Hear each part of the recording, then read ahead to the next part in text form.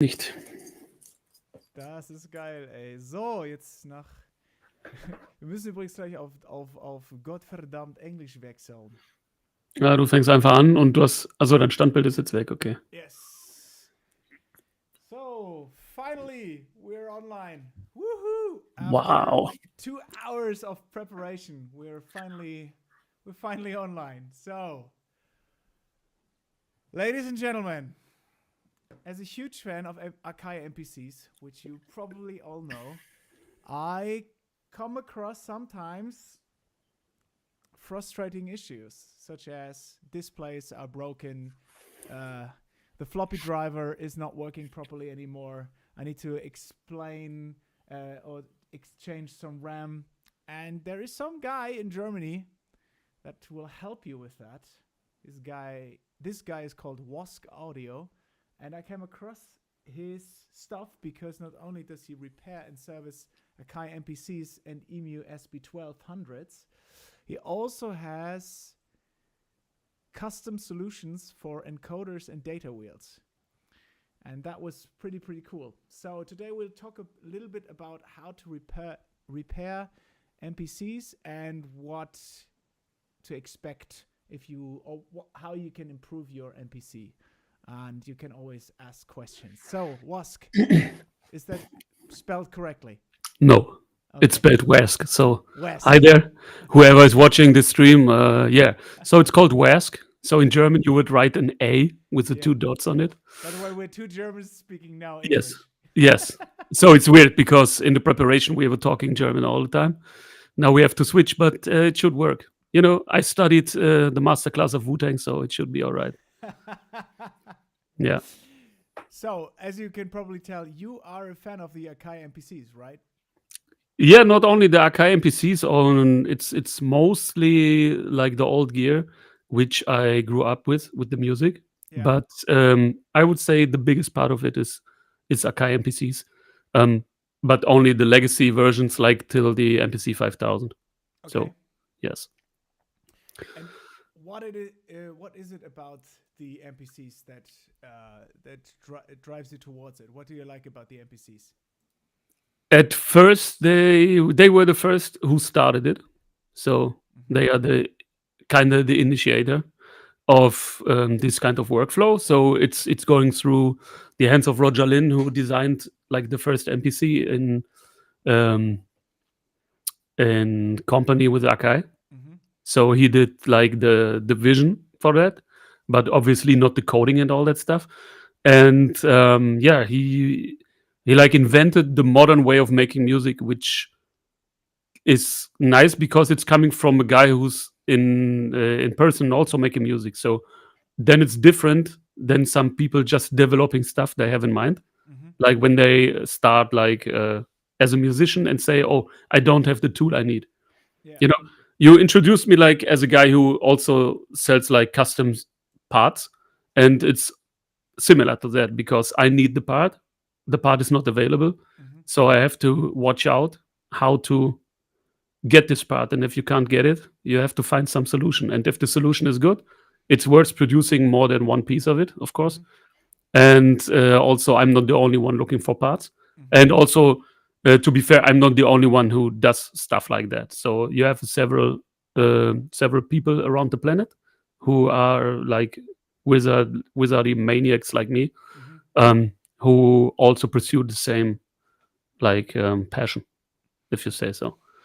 And so the funny thing is, normally everything after, like after 2000 or 2005 is considered to be very old. But there is a huge community amongst people that want to keep the MPCs alive. How easy is that throughout those generations? Because I am an owner of MPC 4000, and that is, let's say, different than owning an MPC 60 or 3000. Yes. So the modern MPCs, of course, or the more modern ones, have like kind of more complicated inner guts. So If you say, for example, like the MPC 60, it's like you remove a few screws and then you can tilt it up like a hood on your car, like like the people from UK say, like a bonnet.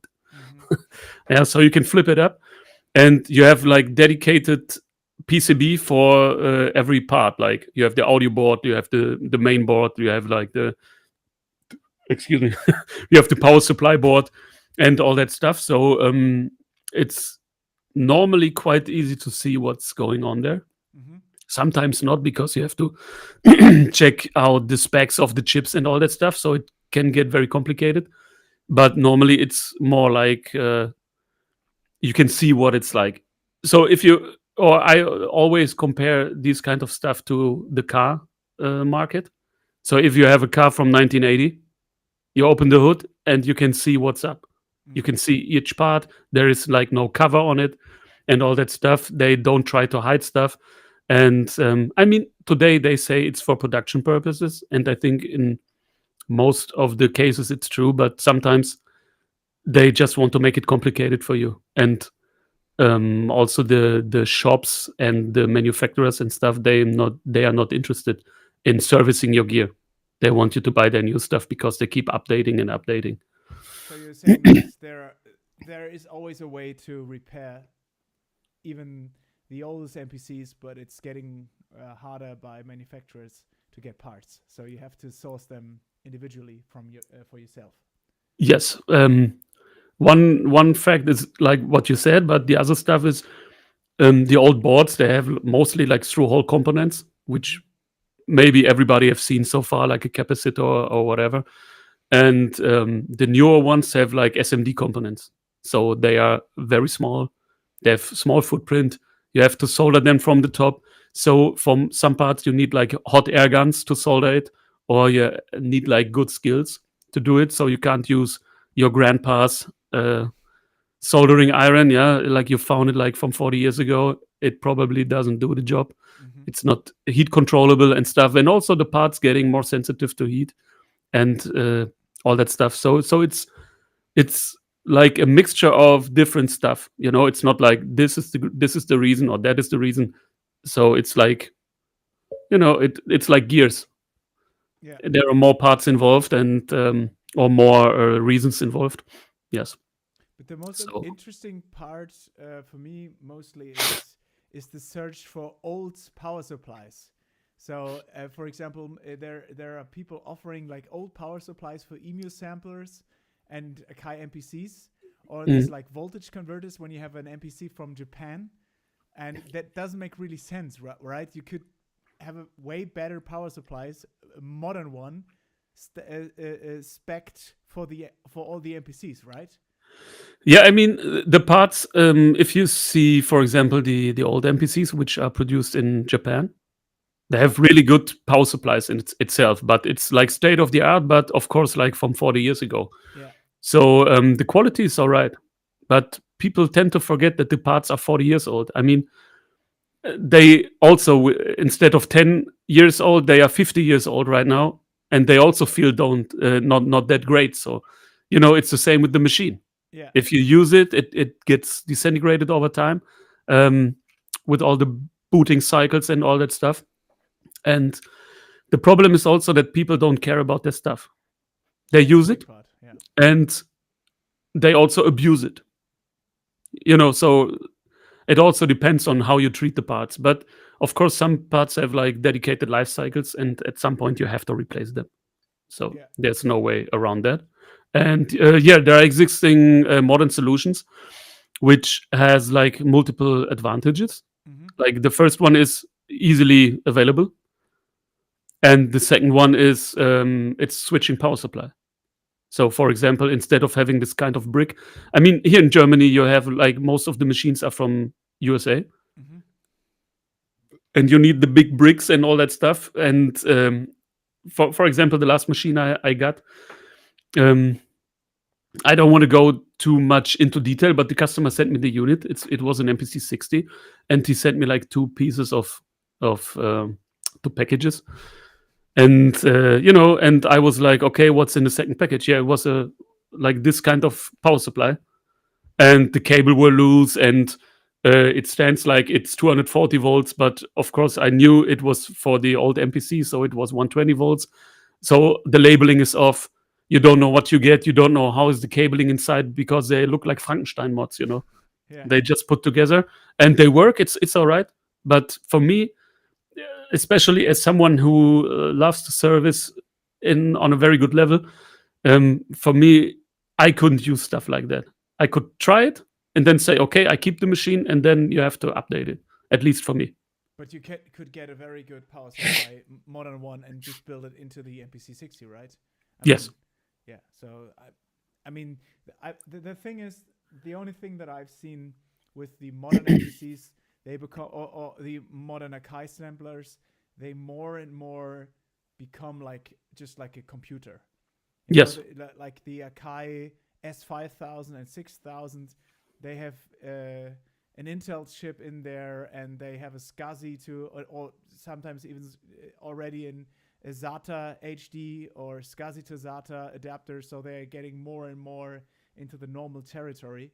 Yes. And the MPC One and all of that, they are just like completely normal stock units. But the interesting part is, like, I would say probably around MPC 2000 XL. Is that the last one that is built differently than the modern ones? At least to my knowledge, it's like the 4000, which is the last one from Akai itself. Yeah. And then they were taken over by Numark, and Numark was taken over by InMusic. Yeah. So I remember when I was just a user in the past, I had like a specific question regarding my 2000 XL. And it was still the era of, I think it was the era of Numark, Akai. Mm-hmm. So we call it, like in the scene when we talk about that, we call it Nukai area. And they can't even give you like proper manuals and stuff. I mean, when they like get together with the other company, they should take all their stuff, but they kind of didn't. So it's weird. So some stuff get lost. For example, what I was able to get from them was the German PDF version of the manual for the 2000 XL. Yeah. So before I started distributing it to other people because they were searching them, there was no German manual online. So now if you find the German manual, it was me. Okay. But Akai, don't sue me. Sue. Yeah. But maybe you find that one also for the Akai S5000, because that's it's a pain in the ass, as you would say, to get this. So just for clarification, what can you do and what are you willing to do if someone comes with you? Which models, which manufacturers, what types of mods are you doing right now? I mean, in general, I can do kind of every machine, but it comes down to, I mean, it's a business. Mm-hmm. For me, it started as a hobby, but it's a business, so I have to make money, and to make money, I need specific amount of money to work. So if you have a machine which is like worth 100 euro, and I don't have like the service, like papers and all that stuff, and probably no spare parts yet, I don't know if it's worth it to search, like, from my perspective. So the thing is, it comes down to budget, like always. But the most, or the machines I do the most, are like the MPC series. Sometimes I do like the Boss SPs or Roland SPs, EMU SPs, Technics turntables and stuff. But for myself, I'm like more specified to the Akai MPC brand, because this is where I started, and this is where many people from my age also started, and the machines are like, many people have them. So if you search for an EMU SP 1200, you find them, but the amount of people who have one is quite less. So it all comes down to what does the market want, what is like what you sell, what yourself is into, and all that stuff. So, but in general, yeah, you can service all, or I can theoretically service all. But sometimes I just say, man, I need to check for the service notes, because I need to know what is the diagram of specific stuff. Mm. And also for some manufacturers, I don't know, like in the second when I get asked where to buy the parts. So if you ask me like general stuff about MPC series, I know where I can buy my parts normally. Of course, I don't get every part, but there are also people like producing their own PCBs, their own power supplies, You and do all as that. well, right? Can you What? show some? I mean, you have some custom-made solutions for MPC 2000s and 4000s and stuff like that. Yeah, I can check later because I don't want to stand up right now. But yeah, I have here boxes, Okay. like there are boxes with stuff, and there are like it's piling up, and today I took delivery of a few other parts. Yeah. So, but it's only a small amount of stuff I have. But right now I'm trying to organize the stuff. Mhm. But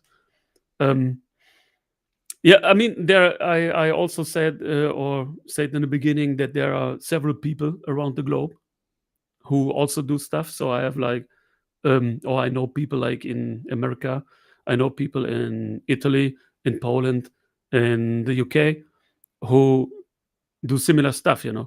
like developing parts, spreading parts out, bringing out to the community and stuff. But of course, they all want to get paid in the end because they don't sit there in the free time because they would have something else to do.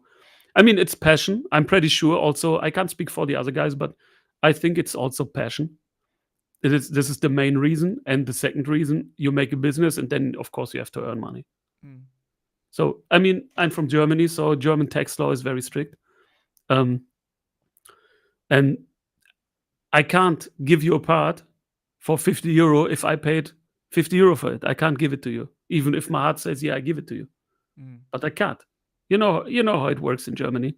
Yeah. And I think it's kind of all right because they, of course, want to avoid that you save on taxes and all that stuff Yeah. and get money for yourself, or just, especially in Germany, they want to avoid that you have a hobby which get financed due to low taxes and all that stuff. So of course, you're at the end of the year, you have to prove them that you make money. Yeah. Yep. Just to put that into perspective, you have a lot of, not a lot, but people complain sometimes about the prices for individual parts, right? So that's Yes. where it's coming from. Yeah. So they think, oh, it's just a cheap plastic knob and some metal. How expensive can it be? Turns out it's actually kind of expensive sometimes to get it somewhere or to Yes. buy it or something like that. Yes. So for example, at some time in my career right now, I bought some parts from MPC stuff because they in general make a great job. But for people in Europe, it's difficult because of the import taxes and the shipping rates and all that stuff. But at some point, I started to get some parts from them to have the idea of building a small stockpile of like fat pads and different kind of button sets and all that stuff. But people, I can't speak for everybody, but German people, they write me, they say like, hey man, you want like 70 euro for the button set? I said, yeah, but it's like the material itself, the value of the material is like 3 euro. So for 3 euro, I would buy it, and I would say, what the fuck, Yeah, I hope you can beep that word, Yeah. but I want to be dead honest. But it's like some people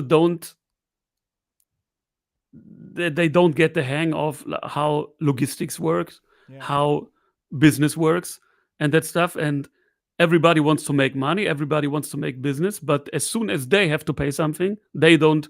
From one second to another, they don't understand how business works. Then they Yeah. say like, hey man, we in the same community and all that stuff. For example, I had like an MPC 3000. I offered it for sale. In the end, I kept it because the offers were very rude, and like people started talking to me. I mean, they offered me like 30-40% of the price I wanted.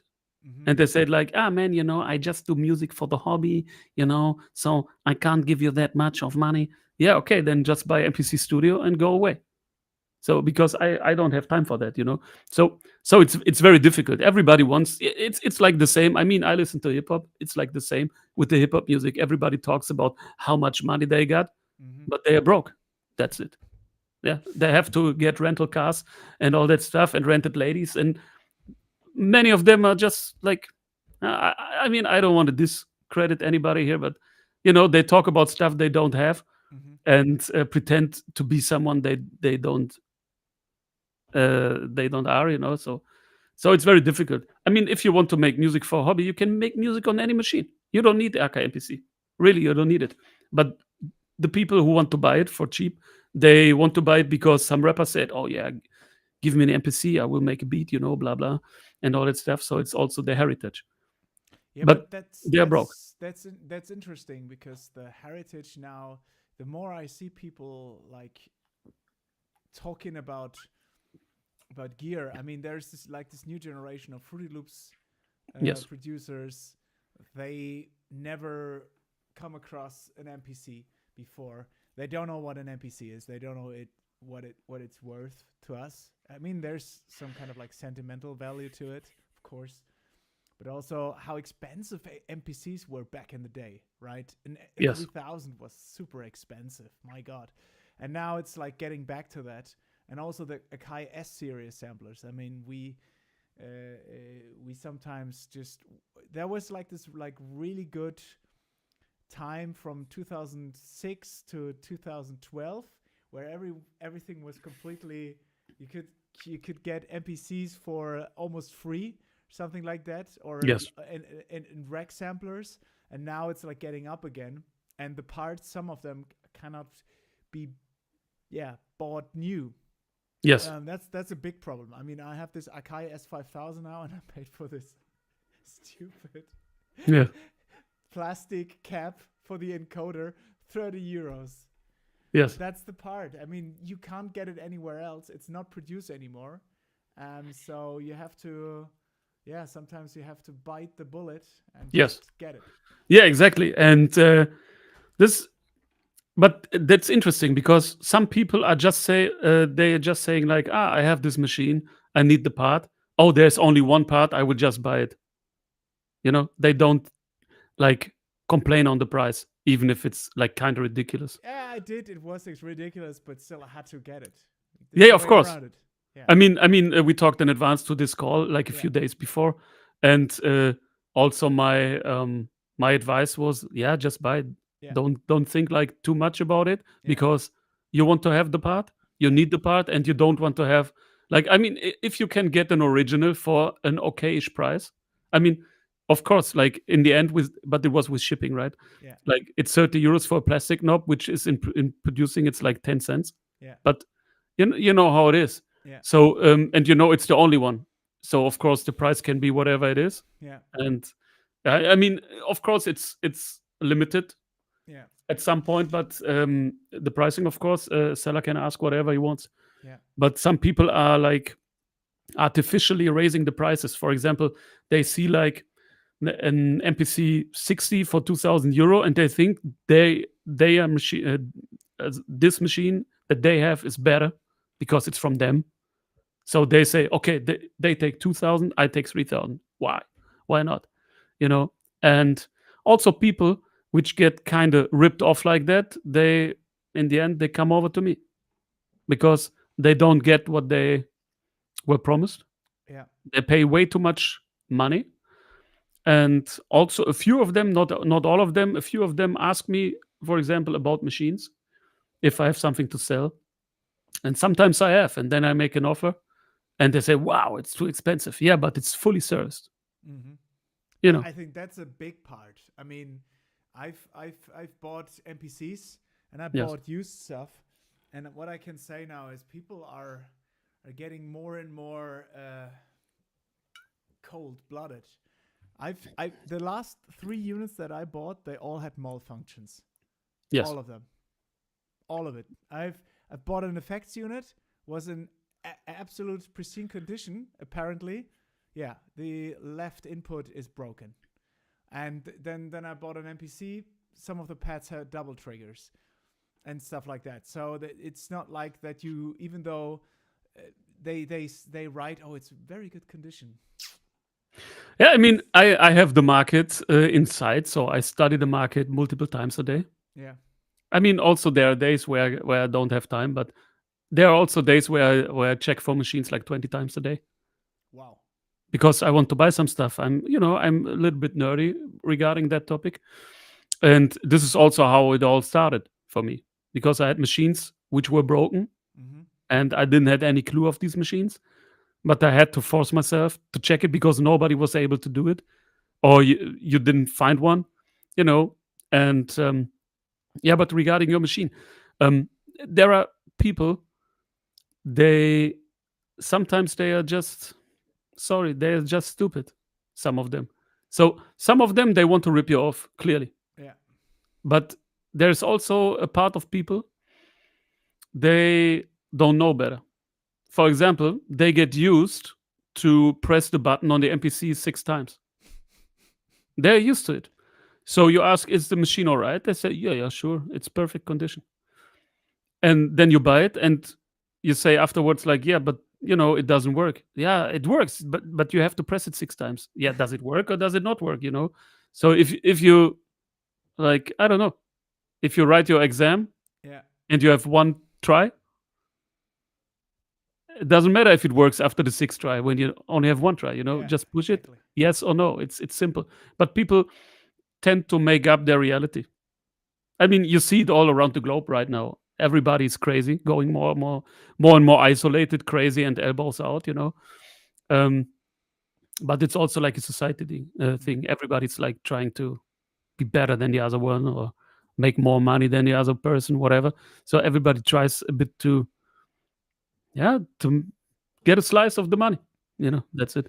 So for me, for example, this is what I initially wanted to say. I studied the ads for machines, and sometimes people write, it's in 100% perfect condition, besides there is a missing button, or besides the display has lines, or besides one feet is missing, it makes a buzzing noise, blah, blah, blah. But at first they state it's in 100% working condition.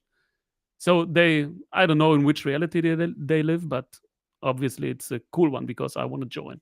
If Yeah. there's everything 100%, I want to join there. But what's for example, this humming noise? That's an MPC 3000 thing, right? What are like common issues for most of the MPCs? What to look out for? If you look at a specific MPC, what is coming up a lot of times? I mean, the I would say like the most common repair is like the broken switches, and people are mad at their machines that they don't work, but they tend to forget that they are 30, 40 years old, so it can happen. It's just a switch. And this, I would say, is the most common issue. Because it's just like the life cycle of the part is over. It's like you have to change your tires at some point because they get brick hard. Yeah. And still people don't do it. And after that, they complain that the tire was broken when they had their accident, even if the tire was broken for the last 4 years. But it's how it is. So for me, I get requests, for example, like oh, my switch doesn't work, and I say every time, yeah, let's make it all, change all, because you want to make music. I mean, I come from a musician's perspective. I was making music before doing the repairs, and they come, they ask, they get a quote, then they say, I don't know, and then 3 years later they write, yo, bro, it's on the way. Okay, then the machine comes, then all the plastic buttons are broken because they tried to push it like 10,000 times till it works and all that stuff. So you have more issues following the main issue. And then the quote is not true anymore. I mean, it's a few months or a few years old. I mean, you see how the price is going up like in the last 5 years. I mean, you don't need to be like a mastermind in mathematics to understand what's going on. So then this is what I said initially. They start then to complain about the pricing. Yeah, but you say this price. Yeah, but it's 1 year ago. So all that stuff. So it's quite difficult sometimes to deal with people. And all these failures add up, right? That's these mistakes. Yes. I mean, I had that with my MPC. I mean, I have the MPC 4000 and Yes. the 2000, and I have to replace all the switches now. And if I don't do it, I will press harder and harder. Hence, I will completely destroy the plastic pot Yes. at some point, right? Yes. So I mean, it's durable. People complain about the buttons. I understand that they complain, but it's due to misusage. You know, they slam on it, they press very hard on it, like with many kilos of force. You don't need that. But if it starts to um, misfire the button, that it doesn't work, then just exchange it. I mean, if okay, now it starts not working, save your money. I mean, you don't have to do the repair right now, but start like 20 euros every month, put it to the side, and in 5 months make the repair, whatever. So don't wait. So the people wait. And also in your case, we discussed that before. For example, for the cursor button from the MPC 4000, it's getting rare. So if you break it, you have a new problem. yeah. But you can prevent it if you just change your switches. So of course you have to bite the bullet then, and then do it all. It's the only way to go. Do it all. Don't say I save like 20 euros. Don't do it. Do it all. It's also with your teeth. I mean, you don't brush your teeth in the front and let the other one rot because nobody's looking at the other one. Yeah. No. Yeah. Sometimes people do that, but it's it's Yeah, of course. but it's a tough cookie, yeah. And I'm a little bit afraid, I have to say. I mean, I went now into some very specific Akais that are Yes. not very because MPC 3000, the situation is now very good. You get a good display, you get a good power supply, you can get nice pads and all of that. That's cool. And you get new plastic buttons. Yeah, that's also really good. You didn't get one for 30 years. Now you can Yeah. get them. Yeah, and now I'm in a situation. I bought an MPC 4000, which is like the ugly little brother. I think the only MPC that is more hated than the 4000 is probably the 5000. Yes. So, And the 500. oh yeah, the 5. Okay. So that's a problem. So I'm in a market where there is an MPC that is not really loved by the customer base. Hence, it hasn't been sold that well. So there's not that much incentive to get parts for that one, right? Even though you did a new part, you actually made a new encoder plate for the MPC 4000. Yeah, it was just an example. So it's like collaboration with some other people who like to do stuff like that. And I at that point sell them exclusively. So they don't want to work with different people. And they sometimes ask, do you need new parts? Do you have an idea for a new part? Blah, blah, blah. What do you need? And for example, like the encoder, because when I was facing the repair of the encoder, for me, it's not a problem. You can almost shut my eyes off, blindfold me, and I will still do the soldering and all that stuff. But not everybody's capable. So the idea was just to replace your encoder with only the work of your screwdriver.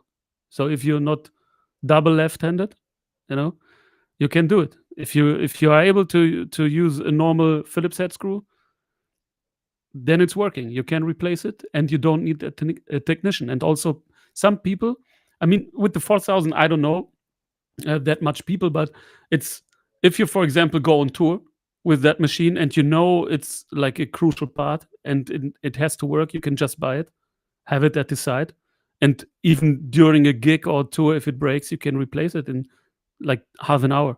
Yeah. Because the 4000, you need many screws to remove the faceplate and stuff, but it's quite easy to replace it. So this was the intention of this part, for example, because the encoder itself, it existed, but not everybody can solder, and then they try, and then they sometimes they not good at soldering. Yeah. I have an example. I was in the EMU SP1200 forums. I think it was on Facebook, and there was a dude I started to replace my display, and the display I think I'm not sure right from my mind. I think it has like 16 contacts. And then he made the repair. So he desoldered the old display properly. He put the new display in, and he connected the first contact with the big blob of solder up till the 16th contact. So it was one big contact. Then he fired up the machine. Of course it broke. You know, he was like, I was making extra sure that it works. Yeah. So he didn't even think of why there are 16 solder joints and not one big blob, you know.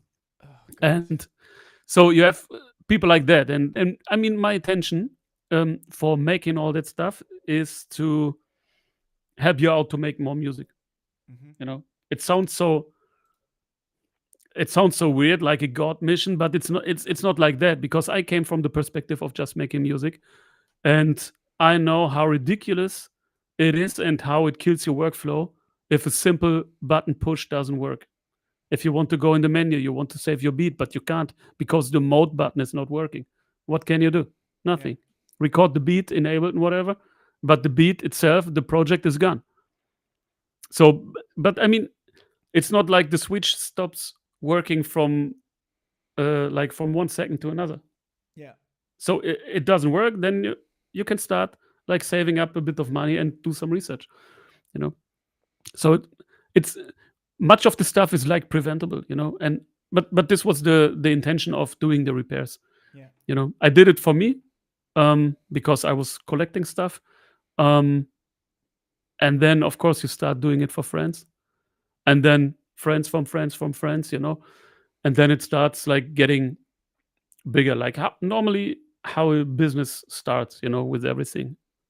So at some point I thought like, yeah, just do it, not go all in, because I mean, I don't know if people know it when they know me, but I work like 45 hours a week in my main job, and the repairs, it's a side hustle, you know, and I like to do it.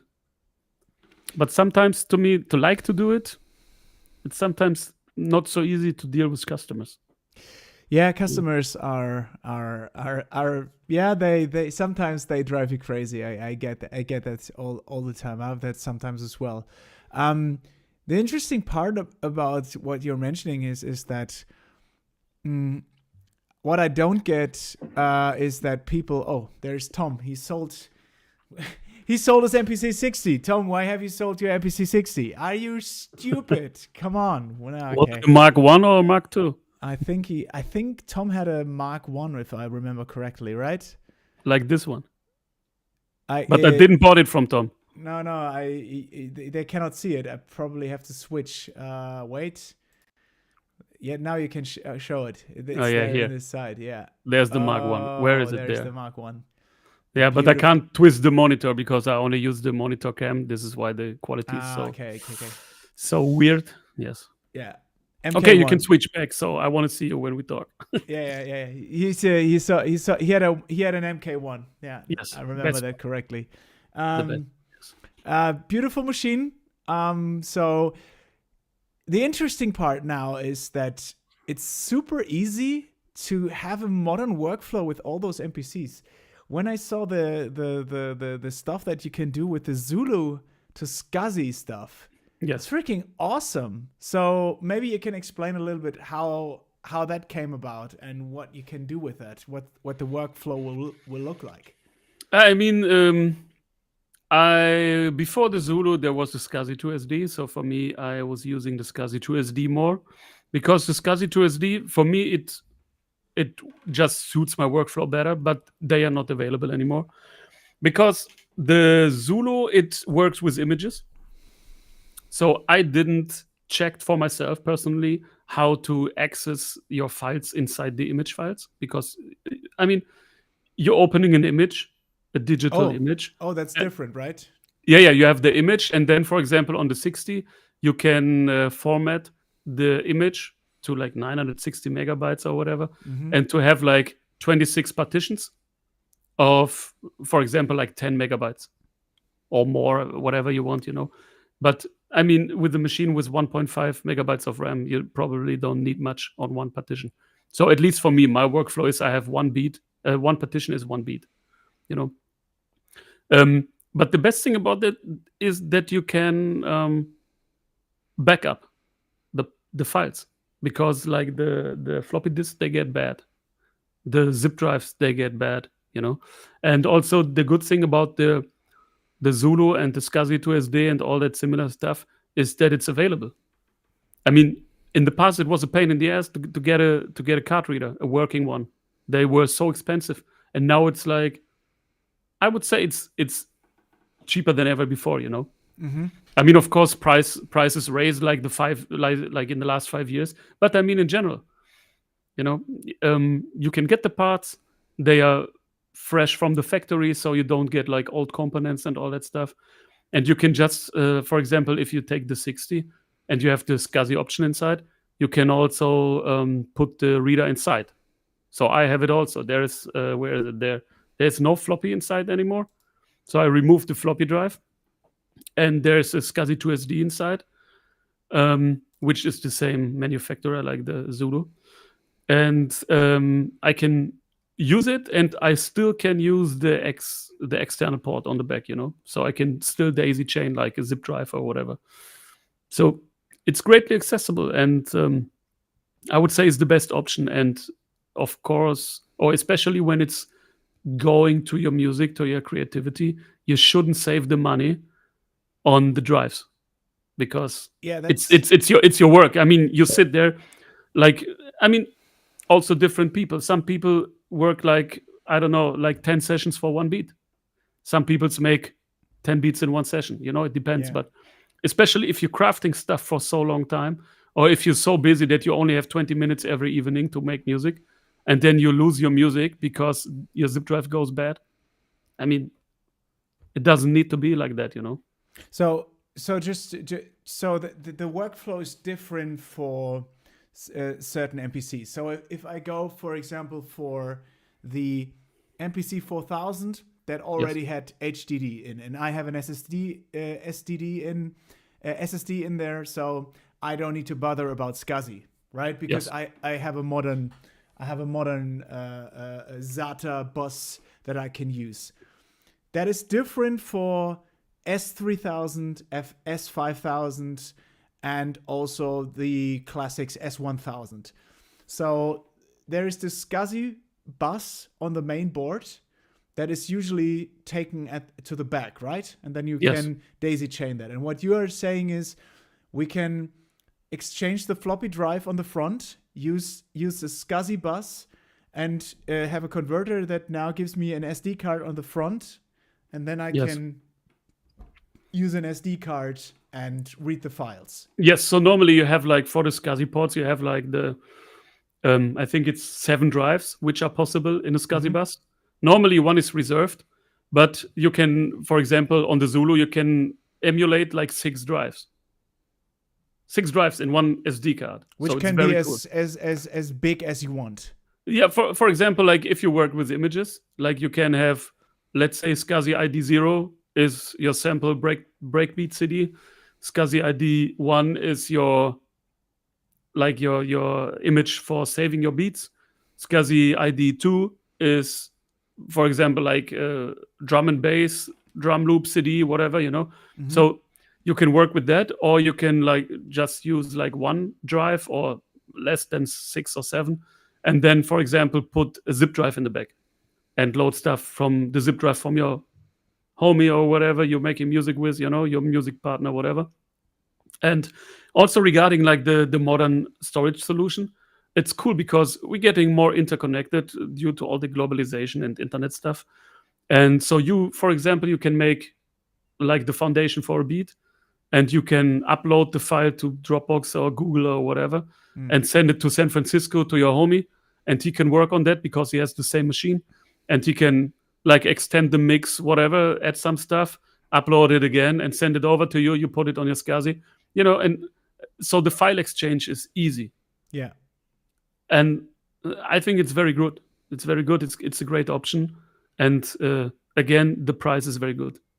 You know, it's accessible. It's accessible and it's available, you know. Yeah. Yeah, that's what I have to do for all my S samplers now. Yeah. And everyone can do it themselves, right? It's not that complicated. Normally, yes. But Yeah. I mean, common sense should apply everywhere. So, if you can breathe on your own without choking, it should be possible. That's hard you for know? me, actually. Yeah. Yeah. I mean, it's a reflex, so it's good. You won't die. So, But sometimes, for example, I see people posting videos on YouTube. I mean, of course, I'm in that game, so I watch all the videos. I mean, maybe not all, because I don't see everything, but um, I like to watch videos where people restore machines and all that stuff because I'm interested, of course. Yeah. And sometimes I see that the power plug is still in, and I was like, "What? You can't do it." I mean, you have basic understanding. I mean, you don't need to be like a wizard to understand that the electric shock can kill you.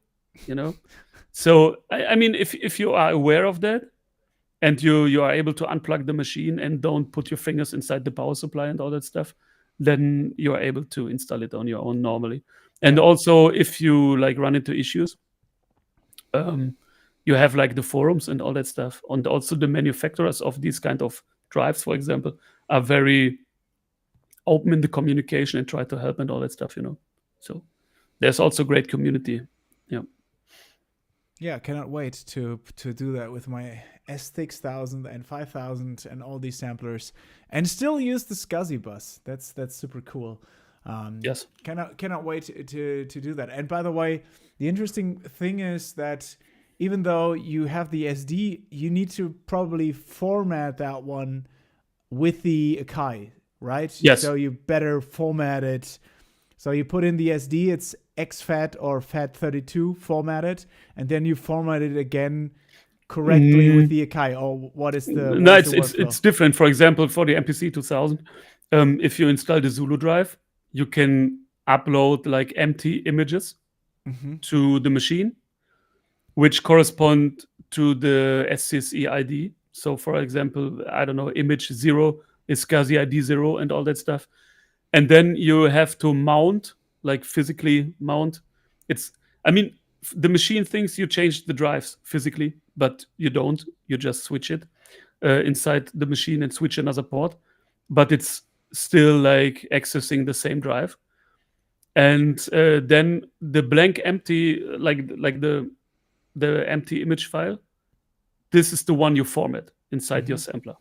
So if you put the card inside the computer, it's like, for example, Scazzy 0.img, but the sampler can read it as like formatted by the sampler, and it can work with it. Yes. Interesting. Yeah, but you can back up this one file where all the partition data and all the information is inside. You can back up it. So this is very good. Yes. I see.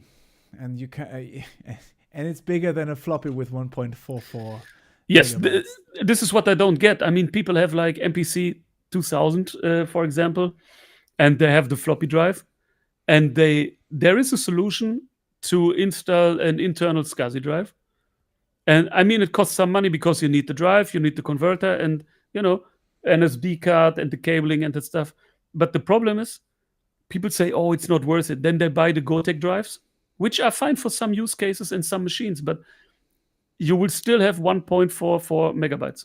So you have a beat because your drum machine can have like 32 megabytes of RAM. And you have a beat, for example, like a project like with 24 megabytes. Yeah, and you save, and it saves on one partition. Then you have to change the partition on the reader. Oh, that's the then you save again. The Gotek. I Yes. gotcha now. So the Gotek still uses that floppy, right? So you have to switch through the different virtual floppies. Yes, this is the thing. What people don't get, it's a floppy emulator. So it's still it's. I mean, physically it's not a floppy, but the machine thinks it's a floppy drive. So every partition needs to be 1.4 Yes. megabytes. Yes.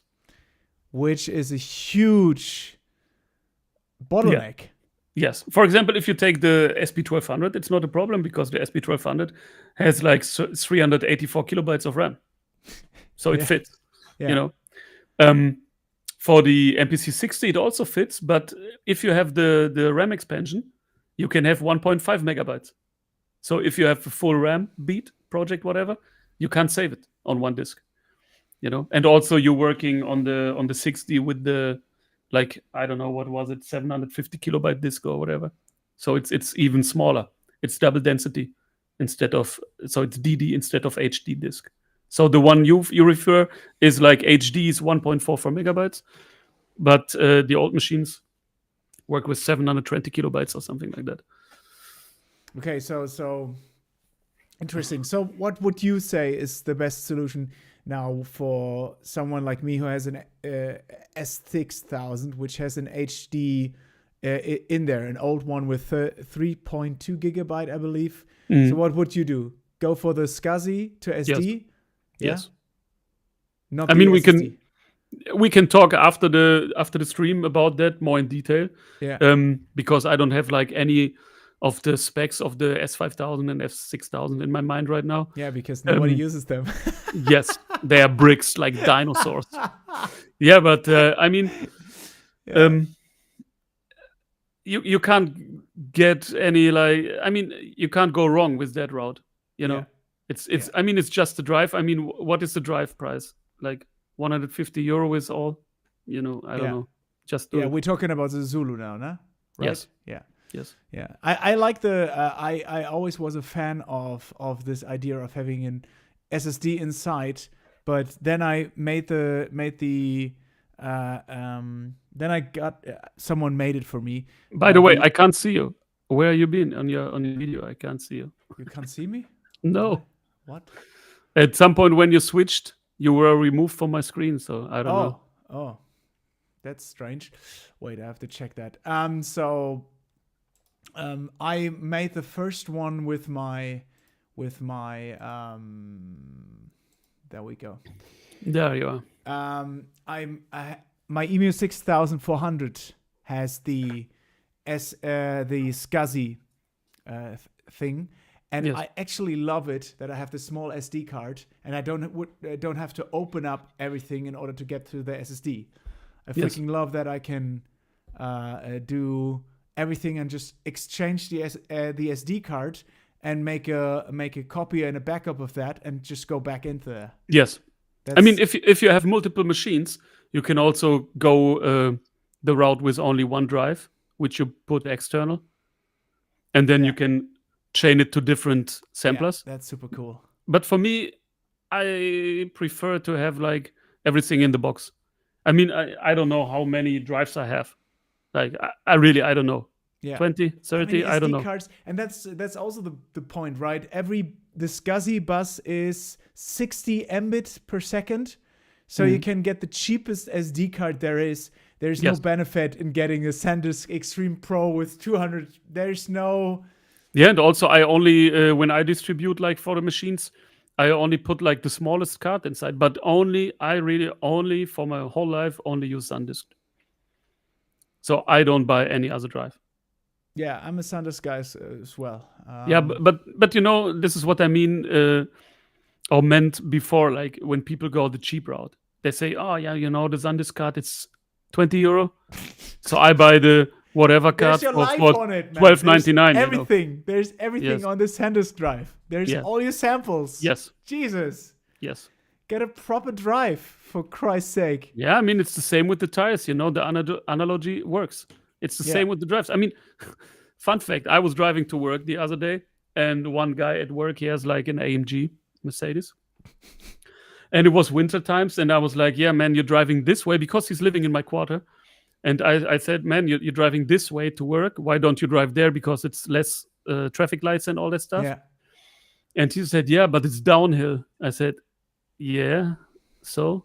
And he's like, yeah, but I don't have winter tires. Okay, man, you know, I don't know. I mean, you have 400, 500 horsepowers. Yeah, you are the gang leader on the street, but you don't have winter tires. So I don't know. I can't help you, you know. Yeah. And for example, this. By is the way, reason... we can't help Tom. Yes. He's now talking about Ableton Live. I will have to block him now. As long as it's 12-bit, it's all right. I can say for sure that Ableton sometimes sounds like that. Ouch! Now I get hate from the Ableton crowd. No, I'm also an Ableton user, so it's I'm an Ableton user myself, but sometimes, Nah. Anyhow, that's I mean, that's exactly my whole stick now. With it feels like unsexy to maintain stuff. You always want to buy new shit and don't maintain the old stuff that you have. And I see that so many times, like everybody's like, oh yeah, I have this great Oberheim now, this great Oberheim synthesizer. And at some point, they have this Oberheim synthesizer that they think is worth 12,000 euros. And then they get a bill because they have to service this thing. And this costs 3.5. And they're like, oh, wow, how is that possible? Blah, blah, blah. And like, yeah, this is an old machine. It's 45 years old now. You better take care of it. And components are expensive. Yeah, I mean, if you say or tell stories like that, I mean, I don't know if I told you, probably. There was the one guy who asked me about drum pads for an SP1200. Oh, yeah, that one. Yeah. And he was sure. I mean, he was aware that at this moment, there were only like 2 or 3 sources worldwide. And not every part was new. Some were like serviced. So they were all already like 30 years old. And he knew I had new old stock. And it was a guy from France, and it was in the shipping. With shipping and the part, it was like 40 euros. But the shipping is like 15 euros because it's so expensive. I mean, now the price changed. I can't sell them for 25 euros anymore. But in the past, it was like that. And they have like a drum machine. And in that moment, the Rossum wasn't even out or announced or whatever. And also the Isla wasn't announced. Yeah. So it was in a time where your SP1200, your original, was easily 4,000, 5,000, 6,000 euro worth. And they complain about shipping for 15 euro. I mean, I can't help.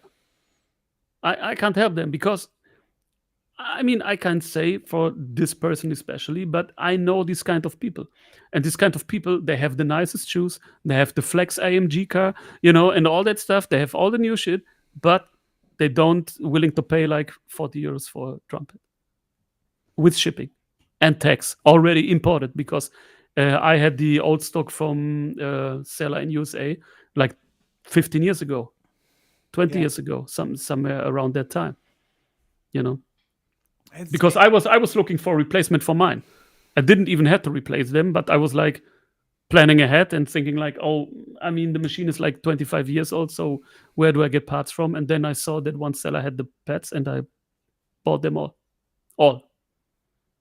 I said, can I buy them? How many you have? He said, yeah, you can buy them. We have a few. I said, man, I asked, how many do you have? Yeah, he told me a number. I said, okay, I buy them all. I said, really? I said, yes. Like, I mean, you're German. It's like in the Rügenwalder commercial. You take them all. Yeah. Oh, this will break the internet if we have to explain the Rügenwalder commercial. But yeah, I mean, it's kind of like a mindset. I got excited once I bought my first old sampler because I knew I could do so much with it. Bring it to the modern specs. And now that I have, there's a story. I have this S5000. Someone gave it to me, and he wanted to throw it away because the pot was the main encoder was broken, and was like, yeah, it's worth nothing, and he wanted to throw it away. And I'm like, no, give it to me. I can fix it, even though I'm not an expert, but I know that there is something you can do about it. If only there would be a solution to get a modern LCD screen, that would be the dream. My kind of like hope is that because the MPC 4000, there is now an LCD screen, that this is the same as in the 5000 and the 6000. I hope, because it's the dimensions are the same. It's 320 by 240. So at least this but like the resolution, yeah, it can be. I can't say right now. I hope. Especially from my head, but possible. It would be cool because then I could like exchange the screen, because the big screens at some point they will go extinct. They will. Yes. The biggest problem was with these LCD screens, with these old ones, was the backlight, and the backlight at some point will die, and then. Yeah, because they have like the. How is it called? They have the strip at the bottom. Yeah. So it's not like backlit LED screens like No. everybody knows today. And also it's the same like with the old machines, like with the MPC 60, for example. Normally the screen works. They don't die. Yeah. But the backlighting is like it's driven by an inverter, and you have to replace the foil.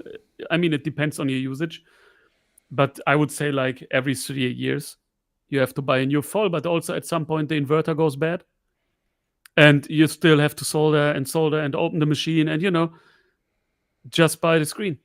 I mean, for the Mark I screen, I only know, for example, like Jasket from UK, who has them, and he does a really good job, like producing parts and servicing and doing all that stuff. So even I wouldn't say like it's too pricey or whatever, but it has a specific price, and of course you have to pay the import tax and stuff. But I say just go for it. It's not worse. Like sometimes of course you can find a different solution. For example, some people then adopted the MPC 60 Mark II screen, which is smaller in size. But I mean, you have the real estate, you have the original machine. Why should you put a small display inside? Yeah. It's the same like people with the MP3 3000. They put like the big screen in it. And I mean, the big screen is very good. Good quality, all is cool. But it looks the proportion, off. Yes. It looks super off. It's like if you have a classic car, sometimes it works if you have 20-inch wheels. Yeah. But most of the times, just don't do too much to it. Yeah. Lower it a bit, put some nice wheels on it, but from that era. Yeah. And it will look nice. But don't do like the 19-20-inch chrome wheels. What I have to say though is the OLED screens are so freaking amazing. The OLED screens are so crisp and so sharp. They look insane on those little MPCs. Yes. They look phenomenal. Absolutely phenomenal. I've seen some MPC 3000s with the OLED screen. My God. The black one with the yellows. That's a super nice look. Yes. So the OLEDs are fantastic. I don't think there is a way to have an OLED in a 320 by 240. I think that's not possible.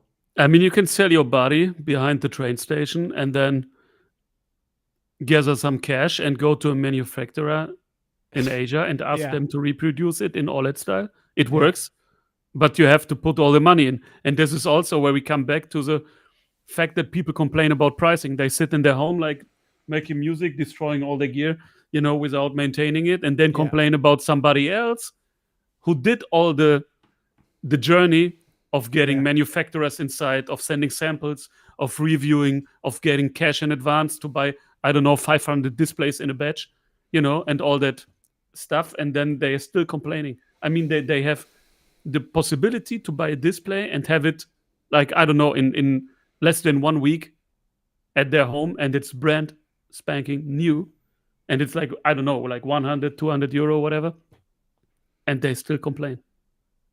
But they don't see the journey behind that. It's not like somebody says, oh, I make screens for that. I buy them for 10 euro and then I sell them for 120. No, it's not like that. Yeah, it's like, The problem that I had to learn is the controller, right? The pins need to match. Yes. The controller needs to be there because you look at that, there's just like a 320 by 240 LED screen that must fit, right? But it's not just that. It's not just that it fits into the chassis. It also needs to have this exact pin layout in order to be addressed correctly. Yes. For example, in the 60 Mark I, the display which is used by the people, it has like a controller, something like that on the board, which kind of has to be removed and some stuff, because the way the MPC 60 sends the information is different to the way a normal modern display would like receive the data, and then display it. So, I mean, you can hack it, you can do all that stuff, but just don't do it. Buy it from the guy in UK. That's it. That's all I can say. I mean, he does a great job, and he should get credited, for having the screens and all that stuff. And so all the people around the globe who produce parts. Instead of complaining, just give credit, bite the bullet, you know. That's it. It's your hobby. I mean, a hobby normally is like it's like a waste of money anyway for everybody who makes hobby, you know. Not like a waste, but you spend money and you don't get money in return normally. Yeah. You know, so some people like, I don't know, collect old timers. Some like to travel, but everybody pays, so it's not like you get money in return, you know. Yeah. And So, we yeah. we collect old beautiful samplers. Machines, yes. Yeah. Yes, especially the gray ones are the nicest ones. Yeah, but I mean, it's not just the looks. I love the sound and I love the way that you work with it. I'm doing a lot of stuff right now with gear, and the fun part that I get from MPCs is still up there. Yeah, for me it's like the haptic Yeah. of pressing a button. You can, I mean, I have an MPC Live, for example, which is cool for in the plane. I bought it because it was, when it was new, there was an eBay auction like 50 kilometers from here, somebody sold it, or 20 kilometers or whatever. And I thought, you know, I will give ridiculously low amount of money. And somehow I won, so I had to pick it up. Even if I didn't expect it, and even if I didn't want to have it in the end. But it's cool. You can do so much stuff. You know, it's battery driven. You can touch every control you want. But you have no immersive feel when you work, you know. You don't feel it. I don't The like it. muscle memory is not good. Muscle memory is not good with those machines. No, and also it's like bound to the computer, you know. Yeah. So, for example, exactly for the MPC Live, they dropped the MPC 3 update. So they ditched the MPC 2 version, and it's whole different workflow. You know, of course you can adopt, but for me, I don't want to, because I use it so less. I don't want to learn it new. And like I like it. I mean, here, for example, I have the S950. It has such a nice wheel, you know, when you use it. Yeah. You hear it, you can feel it. Each notch of the wheel it clicks. Yeah. It has some kind of, some people will find it weird, but it's some kind of satisfaction. No, I You know. completely, and that's the thing that why I have to change my pot for the 4000, because it gets now so squishy, and Yes. it doesn't have this like anymore. Yeah, you can't be precise anymore, because normally you shouldn't watch, you'd feel 3 clicks, you feel it. Yeah, you know? exactly. That's Yes. the Japanese engineering that went into those machines is insane, and I have to say I miss that part of machinery in so many devices, because you could feel that these were professional machines. Anyhow, I will still use them. There's no way I think I can make them work for the next 30 years. So you better use them, right? There's no need to get rid of them. No, they should work. And I mean, especially the machines where they have a community behind it. Yeah. You know, where people constantly sharing information about that and all that stuff, and where people are maybe able to repair it. Yeah. I mean, you don't have to do it all on your own, but I mean, if you can, just go for it. Yeah. You know? That's a big part.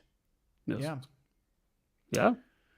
So it's like big topic. But what about Tom? Why did he sold the MPC? Yeah, that's a good one. Tom is a good friend of mine, and he's a maniac, and sometimes he's a little bit let's in Germany we would say his mom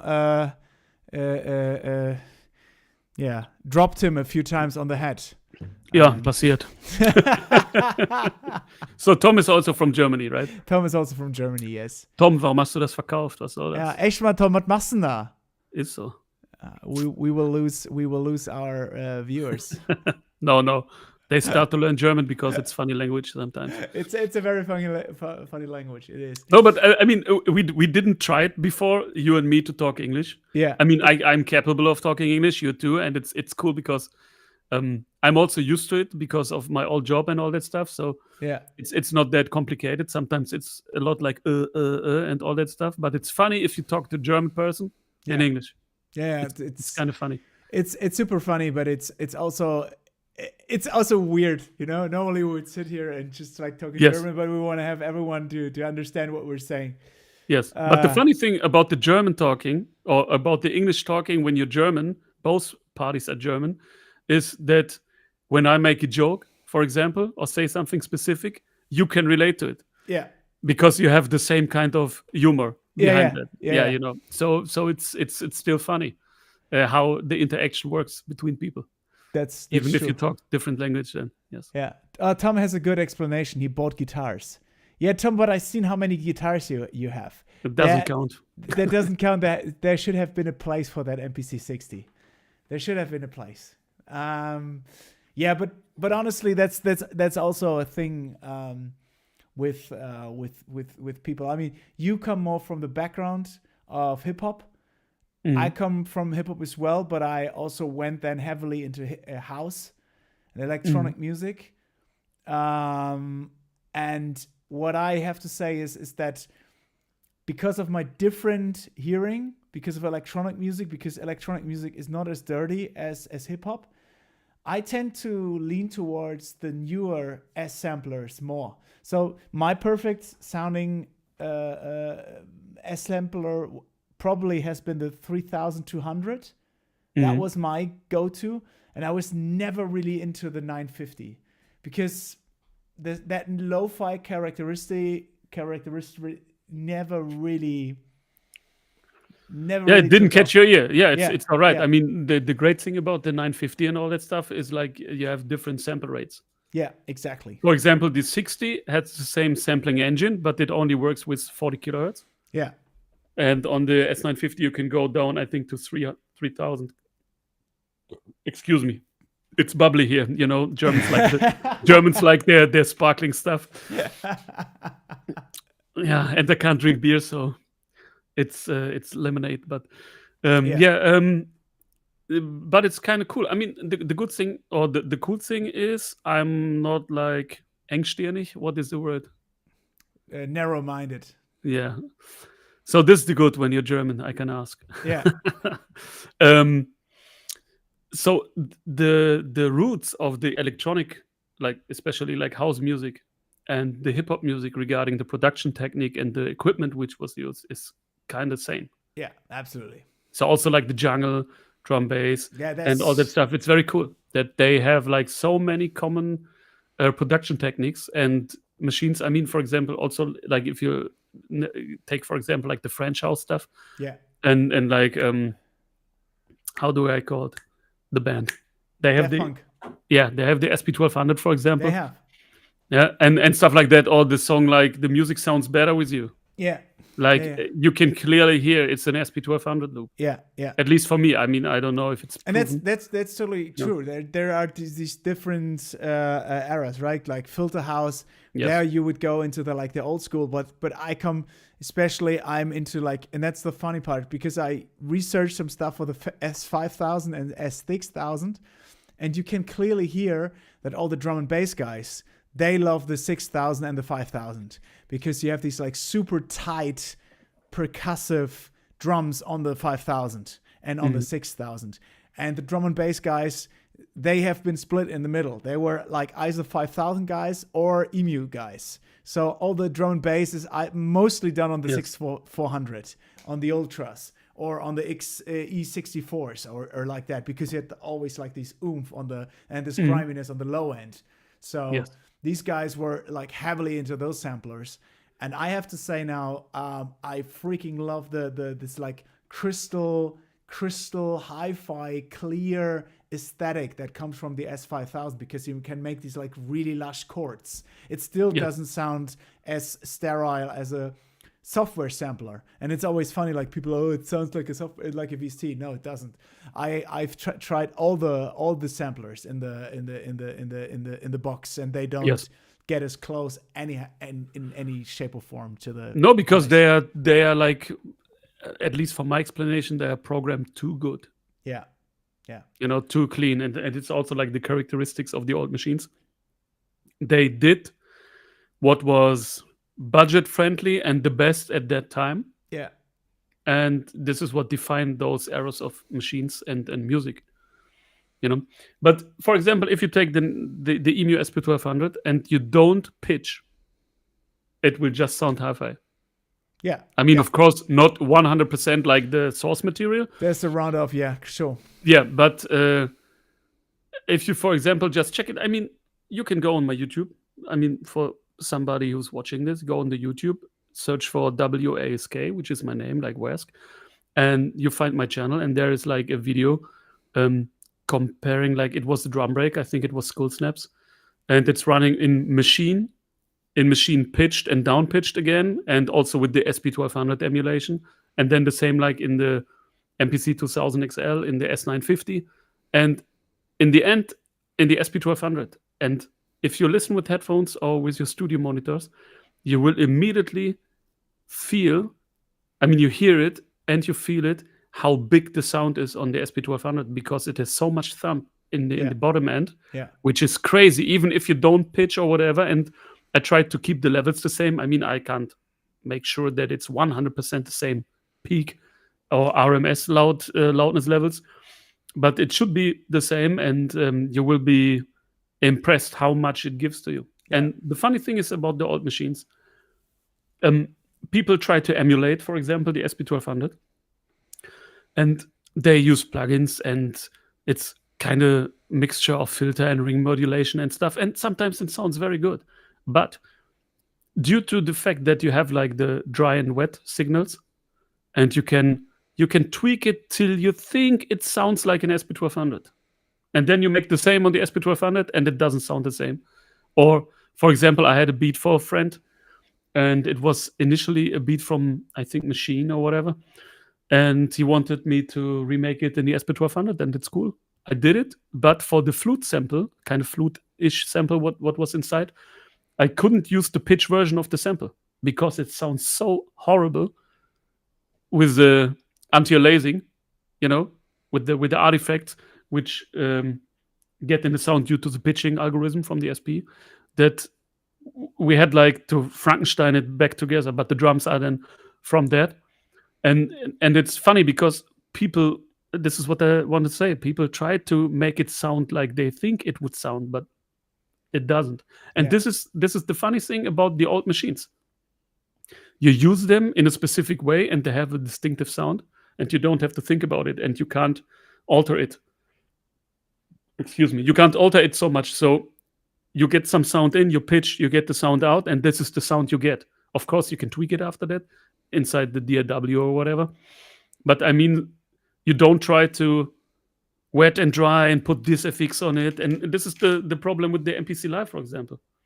And I also had it in the past. I mean, people sent beats to me and said, hey, man, can you listen to the beat? I said, yeah, I can. And I said, yeah, the beat is quite cool. But for example, the kick, it sounds like wooden, like a wood kick. I would say like that. And they say, yeah, you know, I when I master the beat, I would change it. I said, no, just pick the right sample. I mean, remove it and use a proper good kick. And this is the thing why the era from the past, at least in my opinion, sounds so good. Because it was about the sound selection. Because when you had, like, for example, the SP1200 in the past, what can you do? You have filtered outputs, and you can pitch up and down and change the decay. That's it. So if your kick is shit, it will sound like shit. That's it. Simple mathematics. Yeah. So it's much about the sound selection. And also there is the problem why music today sounds so boring, at least for me. Because nobody's going digging. Everybody says like, oh yeah. Like, right, for example, like 1 week ago or whatever, they dropped the Storch sound expansion for MPC. Yeah, cool. I mean, he makes great music. But what should I do? Should I take his loop and make like the same like triplet hi-hat under it and some kicks and snares and say it's like, oh wow, check the beat I made? I mean, you know, come on. At least it's not for me. I mean, it works for the music industry, but it's not my type of thing, you know. I mean, that's the biggest thing why I want to go back to samplers, because you have to make your sound in the beginning good, and then you can use it ever again, because you can pitch it up, slow it down. You can do all of that with it. Yes. And the more I'm working with my samplers, I don't use my sample packs. I've collected sample packs and they collect dusts because I just record and sample into my machines with all the gear that I have, and I collect my own samples. And let's face it, I'm at a point in my life where I know how to produce the shit. Yes. So I don't need the 500th version of an 808 with distortion, because I can make it myself, sample it in, and it's unique to me. And that's the whole thing. And I still have crates of vinyl around here, so I can start to reevaluate some of my samples again. Yeah, I mean, you have to. It's funny if you're like in the game, especially for the servicing of these machines, because, for example, a guy, he was talking to me, like writing an email or whatever. He bought an MPC 60, and it was like loaded with the Scazzy drive inside, so it's very good configuration. But he wasn't able to figure out how to put sounds on it. So he wasn't even like thinking of 12-bit, wave, SND, 16-bit, and all that stuff. And so he wasn't even able to read the files or put some files on it. So what did he do? He removed the good drive, put all the Scazzy shit out, bought a Gotek drive, the one with the USB pen, put it inside, and tried to figure out how to get the downloaded MPC 60 sound drum kit. Oh god! No. And put it on the USB drive, because it's USB, right? So it has to work like that. And so he not destroyed his machine, but he had a good machine, but he started to make it like bad, I can't. Yeah, he wanted to use the downloaded sounds, which were stated as MPC 60 drum kits. So I don't get it, because this is also what people do, also on the 2000 XL and stuff. They say, oh, it's only 1 gigabyte of savable content, on the card. Yeah, but it's enough. Yeah, but my library. Yeah, but you can't preview your files. It's not like you skip through it and you play the sound. You have to load it. Oh no, it's not the right one. Discard. Load the next one. So what a workflow is that? That's what Nino is writing in the comments. He's using an ASR 10. And he says there's no waveform. You can only use your ears to dial in the right sample start points and end points, and that's the magic of it. And this is what I also say. People try to analyze the beats. I mean, I was like that in the past too, and probably I am still. Sometimes thinking, why do they have so much groove? Yeah, but if you just slice the hi-hat with your ear, sometimes there's a gap. Yeah, you can't hear it. But it's there, and you can't zoom in and pinch zoom like on the MPC Live and check, and get the last millisecond of air in front of it, remove it, So, of course, sometimes you have the hi-hat, which feels behind, because it is behind. But it's not always due to the swing setting. Everybody's like, oh, what swing is it? It's no swing. It's a bit of air. Yeah. So the note you play is 100% robotic on the 8th. For the hi-hat, for example, but the hi-hat itself plays late. But it's like last days I had like a conversation with some guy online regarding the Eiler instruments, S2400. I'm a user of it. I love the machine, and it's so convenient to use. And even if I have like the two SP1200s, for example, I also have two Eiler instruments, S2400s, because they're accessible. And they give me like 95% of the same experience. They have very good sound. But in the end, I would say the SP1200 still sounds a bit better, but maybe it's also imagination. I don't know. But we were talking about the machines, and at some point I said, like, the machine is very great, but if the user behind it lacks the imagination or has no idea what to do, so, how can you make music then? Or if people ask me, yeah, man, can you show me how to make beats? Yeah, I can. But they ask stuff like, I mean, the question is okay, but they don't understand the answer. When you say like, you want to know where to slice the sample, but I can't tell you. I mean, I'm not talking about the drum. Yeah. I'm talking about a soul sample. Some prefer to slice on bar 1, bar 2, bar 3. They count. It's cool. Yeah.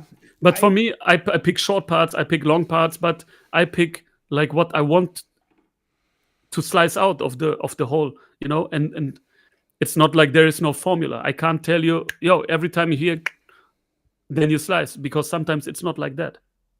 And Makes absolutely sense. Yeah. Yeah, you can't transport. I have the same thing with one of my absolute heroes, Moose T.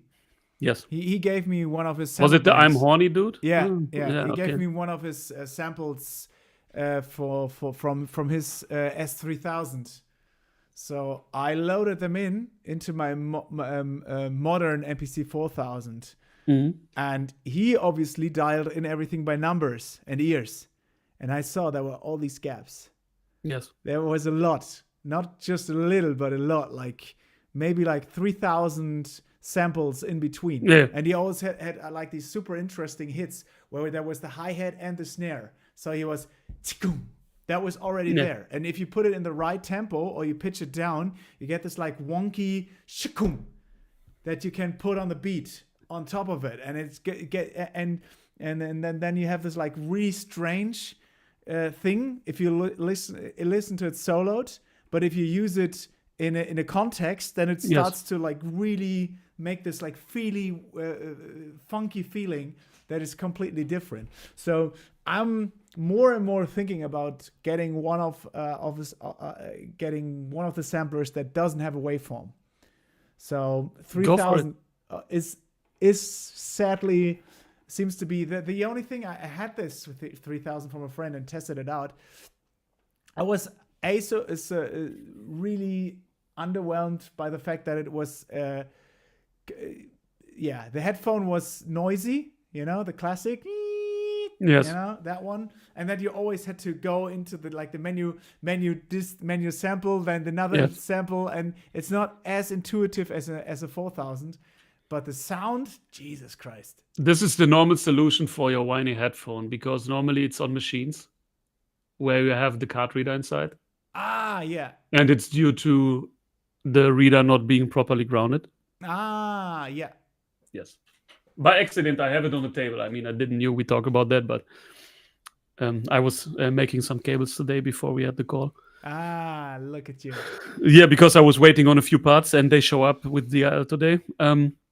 DHL. And so this is, for example, also the same thing. I mean, in advance, like 1 week ago or whatever, we had a small chat, you and me, and we talked about how people don't appreciate the old machines because they have some flaws. I mean, of course they have flaws because nobody services them. I mean, of course now there are specific people who does it, whatever. But I mean, sometimes people have just abused machines. And they buy them as pro serviced, or they buy them from a dude who says, "Hey, bro, 100%, I'm responsible guy. It's very good. I guarantee you, blah, blah." Then the money is gone and the machine is whack. But in terms of condition. And then they say, "Oh, it's a whiny headphone. How can they even produce music with that?" Yeah, because it's broke. Yeah, it's not supposed it's not to like be like it's that. not by design, Yeah. But people get it wrong. And I mean, also, when we go a little bit further, the attention span of people today is getting more and more short. And if you have like people from especially their generation, they can't even manage to slice a sample for 3 minutes because they make a whole project in 3 minutes on the computer, So it's we are used to, and it's cool. I mean, sometimes I also do music more the modern way because that as a grown-up, you don't have time every time, so much time to spend for some stuff. And sometimes you just want to get some stuff done, or like have a good hour to enjoy yourself, but most of the time I'm using the old machines because it's like also therapeutic. You sit there, you have to dial in the numbers and you feel all the clicks, and it's, you have to, this is another example. The old samplers, they were mono. So people say, I accidentally recorded the right side, but there are so many drums in it. Yeah, of course, because you listen to the stereo panning, and you know what? You can even remove the cable and put the left one in, and then you have a whole different side. So you can hear every vinyl twice and all that stuff. So it's more about what you do with the information you have, like kind of converting it instead of just, oh, that sounds whack, bam. Next sample. You can do so much, and I mean, I can hardcorely appreciate how the people made music back in the days, because they couldn't talk over internet to everybody else who knows how to do it or check videos how it works. You know, I mean, I don't know if you know. I think it was the ASR 10 introduction video where they like the video manual from the manufacturer. They go out and they record a gunshot in the yard. Yeah, I saw that one. You know, so it's a crazy time. It was a crazy time to be alive, and also like if you watch take a look in my original Grey Boy EMU SP1200 from 1987, you will find that on the circuit board is the EMU, like the bird, but he has two guns on the back, and it's a ram bird. It's like so it's cool, you know. It's very funny that you have stuff like that on the boards, and you know, the spirit was differently, and they were so pioneering all the stuff. It's crazy. Nino knows his stuff. He says Kareem Abdul-Jabbar was in the sales video. Okay, I have to rewatch that. Okay. I can't remember anymore, but yeah. So it's crazy how they made stuff work, and I mean, how much imagination do you need to build a machine like that? Yeah, absolutely. I mean, you have to be crazy, you know. I mean, honestly, I think I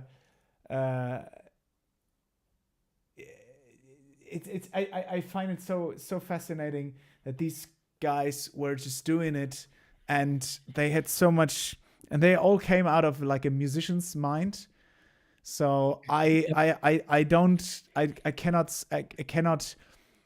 appreciate their work enough, because they nailed it. Yes. For example, Tom is asking which one should he get, MPC 2000 XL, if it's still worth it. I mean, come on, of course it's worth it. It's a fucking great machine. It is, but I would say my personal opinion is that the 2000 Classic sounds a bit better. Really? In my opinion. You know, because I mean, I don't know if you realized when you check the machine, the MPC 2000 is like you have to remove the front panel to access all the inner guts. And on the 2000, the on switch is on the 2000 Classic, the on switch is on the right side. If you sit in front of the machine, on the back on the right side, and the outputs are on the left side. And if you have a 2000 XL, they flipped it, so the button is on the left to power it on, and the outputs and inputs are on the right, because they made the machine serviceable from the bottom. So they just flipped the machine. And some boards are differently made, and for me, I would take the Classic. I mean, if you love the tilt screen, which I personally do, I mean, if you compare the two machines, the main difference is you have like the ABCD, the pad bank button. So on the Classic, you have one button to cycle through the 4 banks, and on the XL, you have 4 individual buttons. Also on the XL, you have like the track mute button, and on the 2000, you can also track mute. Most of the people don't know, but you have to press the orange button. This is why it's orange. It's like the right click on the mouse, you know. Yeah. So at some points you can access more menus. And the most or the worst thing is the screen, which is in the same angle every time because you can't tilt it, and that it's like horrible to put a card reader inside. But it's like I told you, there is a Scazzy solution. Yeah. But on the XL, you can put an IDE card reader inside because it has a port for that. So you can go there like a quite cheaper way. But for me, I would take the Classic. Yeah. Yeah, Nino, I mean, I have Nino is starting the conversation. He says he doesn't like the sound of the 2000 to begin with, and he likes the sound of the 60, 3000, and the 4000. That's interesting. Nobody likes the sound of the 4000 usually. I love it. I think it's the only one with 24 bit. Yeah, it's the only one with 24 bit, and I would say it sounds pretty darn good. It's a pretty powerful machine, and what I love about it is the synthesis features. It's a fully blown sampler / synthesizer, and people underestimate that machine. And I bought it because one of my heroes had it, but everyone was telling me like this, it's too complicated and la la la, it's too bloated. Yeah, it is. I mean, Yeah. it is. But if you're used to, or if you like the workflow of a rack sampler, because what the 4000 is essentially, it's like a Z4 or Z8 Yeah. sampler, like combined with an MPC. Yeah. And I freaking love it. It's Yes. ugly. I have it also. I mean, I'm also collecting, so I have the 4000, of course. Yeah. And for the 2000 XL, I mean, there is the gray one with the old Akai logo. Yeah. There's the gray one with the new Akai logo. Yeah. There is the blue version. There is special edition 1, 2, and 3. And besides the ugly orange one, I have them all, you know, because I have to have them all here in one of the shelving. And Your girl must love you. She doesn't. She normally doesn't come inside this room, you know. But you know how it is. So it's like I can't resist. I had it for sale at some point, and I think it was a fair price. It was, of course, it was on the higher end because the machines are all serviced. So as soon as I buy something for myself, I service completely, Yeah. and then I put it away because I don't have time, you know, because I have to work or just can use one machine at a time. Yeah. For example, here the reissue SP1200, my buddy wants it. He loves the machine. He wants to have it, but I already sold him my SP12 in the past, and he's begging for me to get the SP12 back and the stash of money to get the SP1200. And I said, no, man, I can't do it. And he said, yeah, but it's like a weight, a paperweight, because you don't use it. I said, you're right, but you know, I said, when it's gone, what can I do? I will look for another machine. So it's not worth it for me. In that moment, it's not about the money, but then the journey begins again to get a new machine. Yeah. Because in my head, I need this because the space will be empty. Gotta catch Yes. them all. It's like that, you know. Yeah. But also, like, for example, here, where is it here? There's an Emo Emax. Yeah. It's a rack version. I bought it from school teacher within the holidays. Not the teacher. He was like the cook of the cantina in the school, and it was like during the school holidays. And I went there and said, yeah, I want to pick up the machine, and it was very good price. So I was like in doubt if it's even existing. And he's coming with the paper box, and it looked like there were fries in it before, you know, like frozen fries. And he opened it, and there were so many floppy disks and the machine. And I said, you know, I have some time. Before I just buy it, please tell me something about the machine. Where is it from? What did you make with it? And it occurs that the machine was used in Scatman John recordings, because when he was in the past, like in a studio in Germany, like in my area where I live, kind of that, and sometimes they only had one Emacs and it was not enough memory to make music, so he has to come and bring his Emacs, so they have two Emacs to work with. So it's a funny story behind that. I mean, I wouldn't say it's a Scatman John machine, but at least they made some work with it. Yeah. So it's kind of cool. I mean, I love this kind of backstories. Yeah, what did people do with that? Yeah, that's what you get a lot with those. Yeah, that's for sure. That's or my gray SP1200. It's from Non-Eric. Oh no, that's the one. You know really? Non-Eric. Yes, of course. I mean, Music Talk. He sold his SP. No, it was a funny story because at that point I had a girl and I wanted to move with her in one flat, you know, together. So I saved a lot of money. And then, I don't know, you know how it works. They get like the full body Tourette and they suddenly stop working, you know. And so I had the money. The girl or the SP, you mean? The girl. Yeah. And I was on vacation with the friend. And on one day, it was not so nice weather because I had to go out to get my mind free, you know. And we were I think it was Fuerteventura. And one day it was not so good weather. So I had in the past my I think it was the first or the second iPad ever with me. And I was checking because I wanted to spend the money on an SP1200. And then I was looking and I found an old blog entry from Non-Eric that he wants to sell an SP1200. And I was stupid as I am. I just like, hey man, do you have the SP1200 still for sale? He said, yeah, I had 4. But I have 2 left. One reissue and one OG gray one.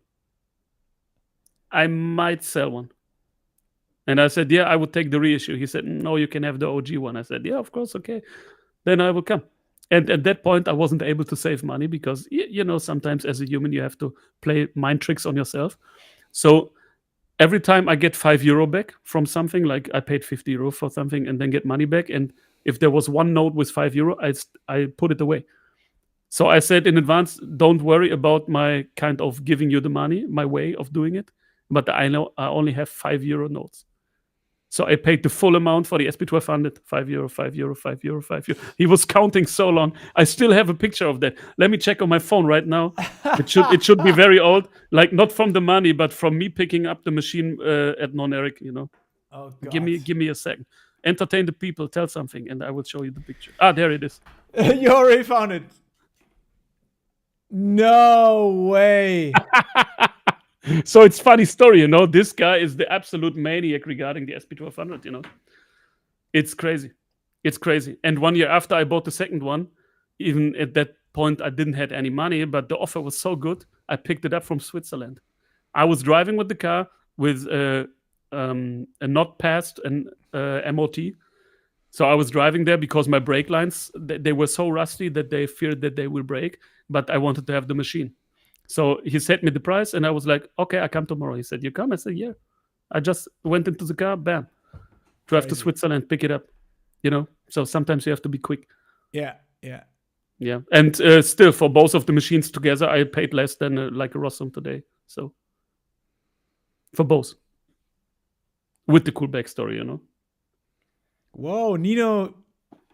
Thank you so much. Nino gave us $1.99. Thank you so much. So $1 for you because you host the stream. For me, it's 99 cents. Yeah. But I still have to get the taxes off for you. So you owe me money. Yeah, I know how it works here in Germany. No, cool. Thank you. Thank you so much. Are there other questions? Like, yeah, still, it's like a little bit open. If the MPC 2000 is still worth it, I would say, of course, it is. Or if you should get the MPC 60 or the S900 again against 2000 XL. That's. I like to work everything in one box, and the S900 or 950 and the MPC 60 are sound-wise the same. But as I said before, the 60 is on fixed kilohertz, and the S900 and the S950 are more versatile. But I like to work with the pads, and I don't like to MIDI chain everything.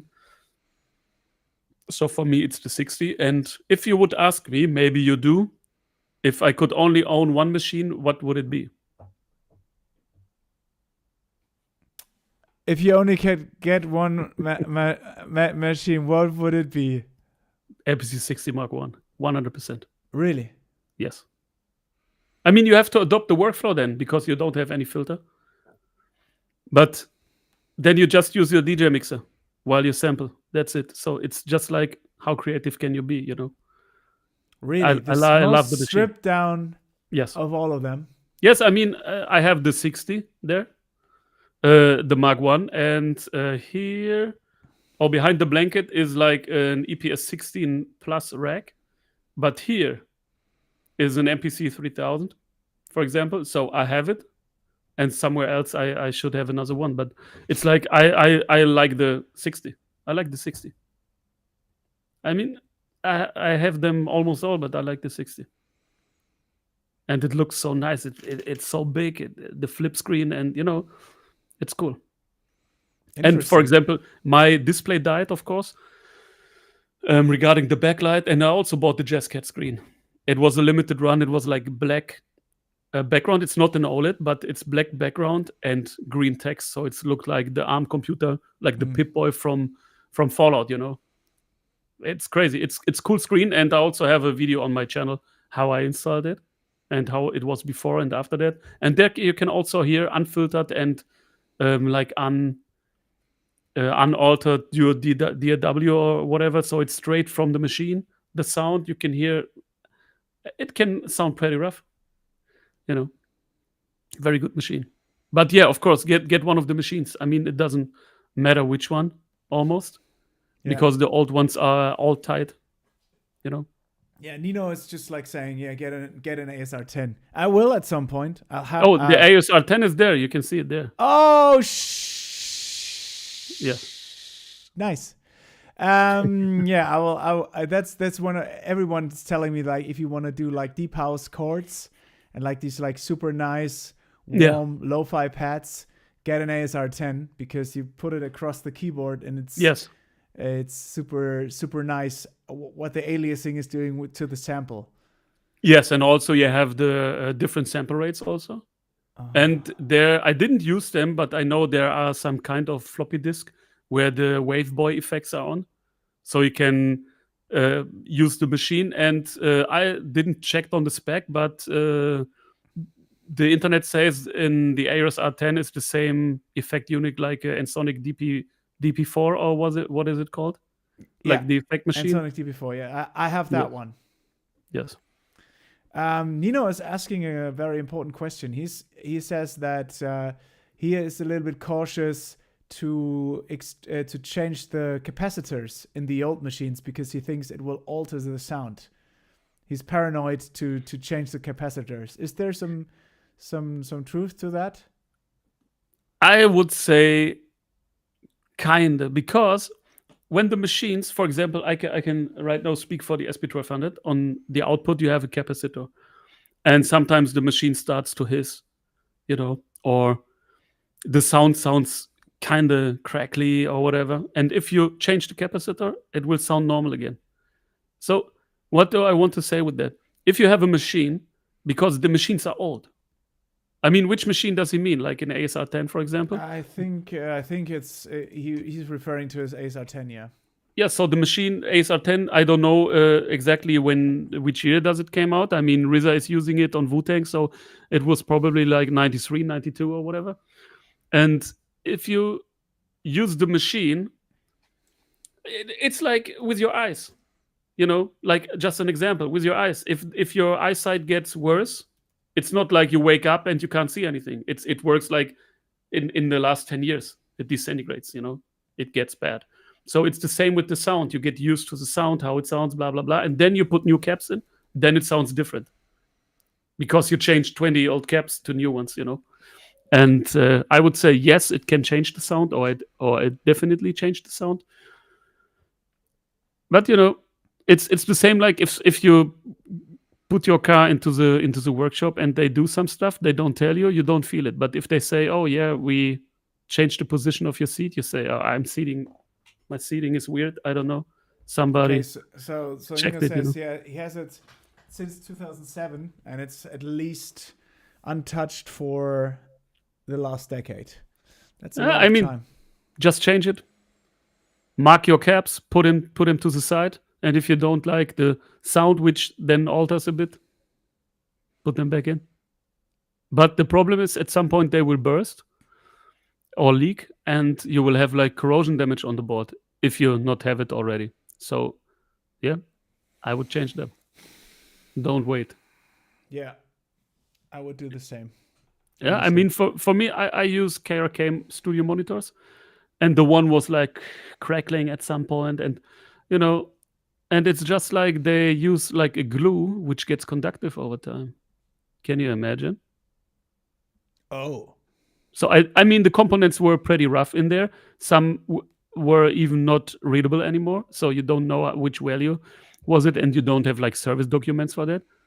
But I scraped off as much as I could, as recommended by the internet, of course, also. So, and it works fine since like 4 months, 6 months ago. It just works from instant. It works without any problem. Crazy. Yes, so sometimes I wouldn't like wait. I mean, it depends, of course, but change it. At least in my opinion. Yeah, he checked it. He checked the board and took it apart. Crazy. Anyhow, guys, I have to go because I have to DJ in a few minutes. I have to go to the club. I didn't know that we would talk so long. I mean, sure. It was kind of like. I mean, we can redo it at some point. We have to. So you can just like check what we discussed already, for example. Yeah. So we don't get the same talk again. No, I think it's people will love that. Maybe we will. Maybe we will do something. I visit you at some point, or you come over and let's do the MPC 4000 mod, and I'll try to do it live. The MPC 4000, the jog wheel encoder. Yeah, Yeah, you can. I will hold the camera. yeah, something like that. Yeah, but I would say like, good. Yeah, you do it right. Like the classic people in Germany do it. To bring a bit nostalgia to it, yeah, something like that. So we have some fun with it. Why not? Yes. Let's have some Yeah, fun. I mean, of course. I mean, it's fun to talk, and we have the same passion for machines. Oh, we so yeah, for me, of course. Let's do this more regularly. Maybe if the people spend like 1,398 euro more, I can buy me a studio display to have a better camera. So I'm not so blurry anymore. No, Yeah. but this is also where the how is it called? The priority is, I mean, I'm using my 15-year-old screen, Yeah. but I'm on the urge of buying a new one, but I'd rather put some money in the machines instead of it's just a screen, Yeah, let's do that. Yeah, so I had fun, so thank you for inviting. Yeah, it was super, super awesome. We will do that again. I think more than one. I think we have so many topics. I mean, we haven't even touched all the pictures. I mean, we have to rate that at some point. Yes. You sent me some pictures of how people send you over machines. Yes. What in a condition where I'm like, are these people insane? What is wrong with them? Yeah. I mean, you can just go to the Instagram page, and I mean, maybe you can link it, or I can tell you. Sure. And then just check the pictures. I mean, you find me everywhere, like at Wask Audio, and that's it, But you will be stunned by the images you see. So I just have to show one, at least one I have to show. I mean, I'm like, how is that even possible? How can people send you over stuff in that quality? I mean, yeah, but when you share it, can I see it also, right? Yeah. Okay, I'm curious which one you pick. You pick from the site or the one I sent you?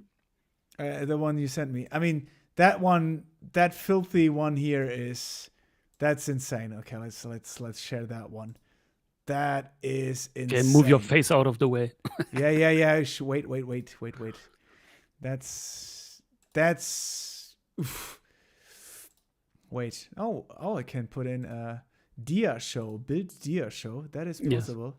Yes. Okay, slideshow. Put it in.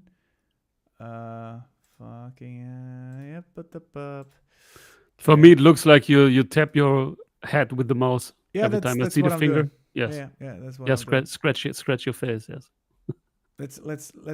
Let's take this one. This is filthy as.